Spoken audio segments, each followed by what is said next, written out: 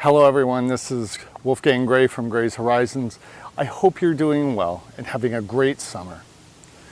You weren't born into freedom, you were born into the end of a bubble. For most of us, it was drilled in from childhood. If you work hard, get an education, and follow the rules, you'll have a good life. Your parents had it, a pension, a house, a single income that paid for it all. But what if that wasn't normal? What if it was a fluke?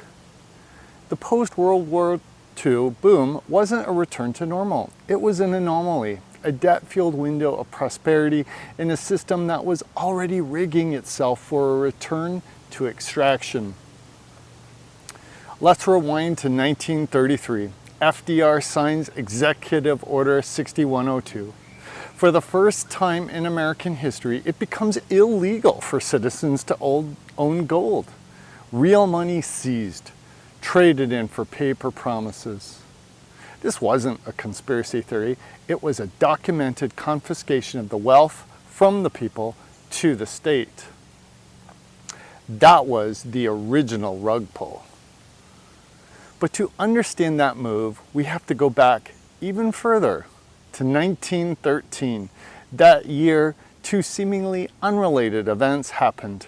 The Federal Reserve Act, the 16th Amendment, federal income tax. Before that, there was no IRS, no central bank. Wealth creation was simple. You worked, you saved, and you compounded. No one took a piece of your labor just for existing. But in 1913, the game changed. The Fed could create money out of thin air, and the IRS could take a percentage of your time and call it patriotism. What was this really about? Was it about funding roads and schools? Or was it about closing the gates to the elite club, just as industrial capitalism was starting to mint new millionaires? This was the moment the rules changed from compounding wealth to gatekeeping access, from value creation to value extraction.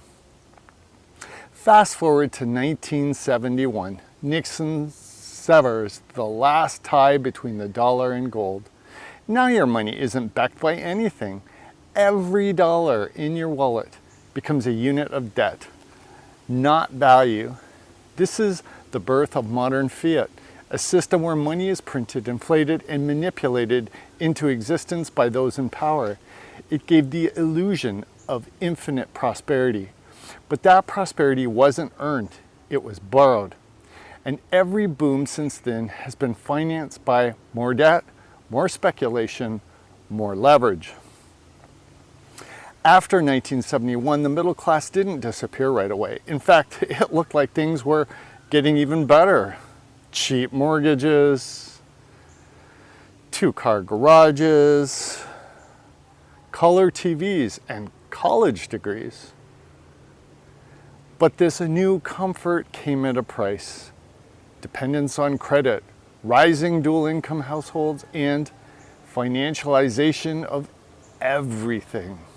We didn't notice it at the time, but the American dream had been placed on layaway. The government printed, the banks lent, and the middle class consumed underneath the surface asset bubbles, wage stagnation, and generational debt, not wealth. Remember pensions, those guaranteed lifetime incomes after decades of work. They're almost gone now. What replaced them? The 401k, a slick, gamified illusion of control. Now you manage your own retirement. You carry the risk. And most Americans don't have enough. They never did. The shift from pensions to 401ks wasn't about empowerment. It was about offloading liability. You didn't gain freedom. You lost guarantees. Here's the quiet part nobody says out loud. Inflation is a policy, not an accident. Every year, your labor is worth less, not because you worked less, but because they printed more. Your raise gets eaten. Your savings rot. Your future costs more every month. This isn't a bug. It's the system working as designed. They call it price stability. You feel it as time theft. You run harder, budget tighter, and still feel like you're falling behind. That's because you are. For the younger generation, the game starts in the red. Student debt has become a prerequisite for basic participation in the economy. Degrees were sold as golden tickets, but turned out to be debt traps. The promise was upward mobility. The result was servitude to interest payments. Loan payments were paused for a while. It gave people hope, but now they're coming due with interest. And that monthly burden is keeping a generation locked out of asset ownership. No home, no investments, no cushion. Some will recover, many won't. And while the older generation built equity, the younger one builds anxiety.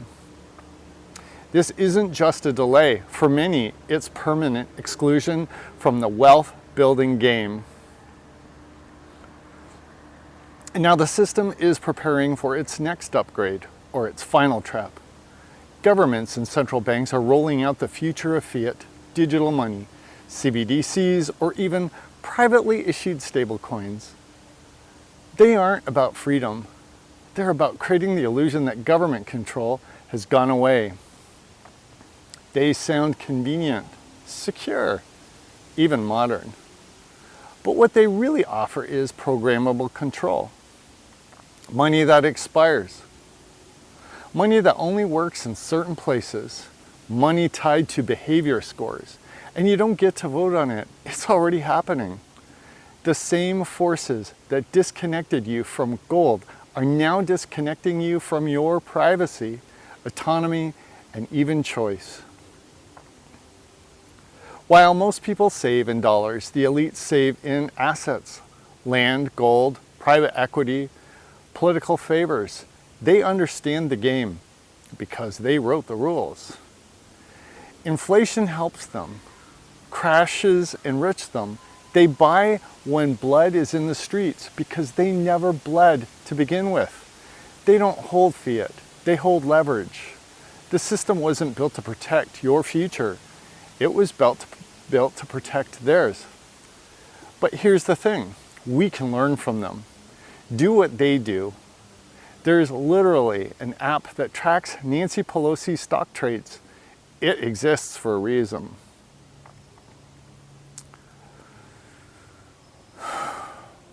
The middle class wasn't a permanent feature of capitalism. It was a bribe, a temporary illusion of mobility designed to pacify the population during an era of global expansion and cheap energy.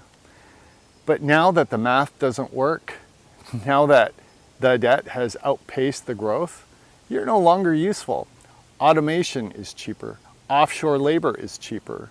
The suburbs have served their purpose. The experiment, it's over. What if your parents were not wealthier, just temporarily less exploited? What if prosperity wasn't stolen from you, but rented to them for one fragile generation? Understand the game, exit the trap, build what comes next. This isn't the end, it's the end of a story we were told, and the start of one we get to write. We can't go back, but we can go forward differently. When you understand the system, you stop expecting it to save you. And that's when real power begins. The tools are here. Decentralized tech like Bitcoin, Monero, and privacy-based tools. Real assets like gold, silver, and productive land. Local networks of barter, skill sharing, and cooperative trust. Parallel economies outside fiat. Crypto community currencies. Time banks. Skills no algorithm can replace. Craftsmanship, mentorship, repair, care, and storytelling. Start side hustles and turn them into something bigger. Learn new skills, leverage AI. The goal isn't to rebuild the middle class, it's to build something more resilient, more human, more free. The collapse isn't the tragedy living by lies was. Now you see it. That's the beginning of the rest is up to us. If this resonated with you, share it. Someone else might need to hear it too. And if you're building something outside the system, know this, it's not that radical. It's just not advertised. Millions are already doing it quietly, intentionally, and with purpose. So if you're into this kind of content, hit like, subscribe, and turn on notifications.